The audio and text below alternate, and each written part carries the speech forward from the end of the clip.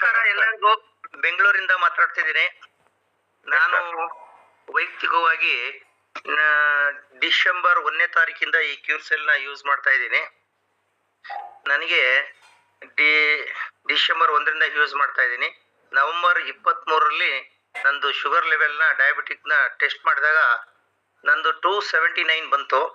ಆಮೇಲೆ ನಮ್ಮ SN ಮೂರ್ತಿಯವರು ಇದನ್ನ ಮತ್ತೆ ಚಕ್ರವರ್ತಿಯವರು ಇದನ್ನ ಅಡ್ವೈಸ್ ಮಾಡಿದ್ರು.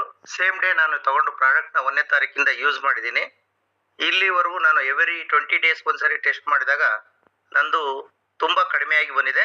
ಈಗ 108 ಇದೆ. ಇದೊಂದು ನನ್ನ ವೈಯಕ್ತಿಕವಾದ್ದು. ಎರಡನೇದು ನಮ್ಮ ತಾಯಿಯವರಿಗೆ ಕೊಟ್ಟಿದ್ದೀನಿ.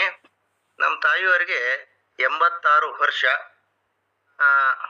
86 ವರ್ಷ.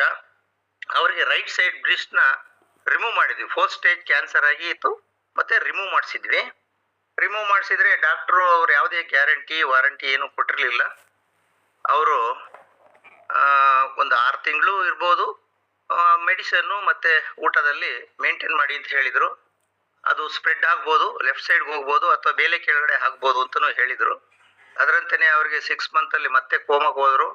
ಆಮೇಲೆ ದುರದೃಷ್ಟವಶಾತ್ತೋ ಅಥವಾ ಅದೃಷ್ಟವಶಾತ್ತೋ ಅವ್ರು ಮತ್ತೆ ಬದುಕಿದ್ರು. ಆಮೇಲೆ ನಾನು ಈ ಕ್ಯೂರ್ಸೆಲ್ನ ಅವ್ರಿಗೆ ಕೊಡೋಕೆ ಸ್ಟಾರ್ಟ್ ಮಾಡಿದೆ. ಈಗ ಅವರಿಗೆ 100% ಕ್ಯೂರ್ ಆಗಿದೆ. ಅವರು ಮೊನ್ನೆ ನನ್ನ ಜೊತೆನೆ ಜನವರಿ 30ರಲ್ಲಿ 700 ಕಿಲೋಮೀಟರ್ ಜರ್ನಿ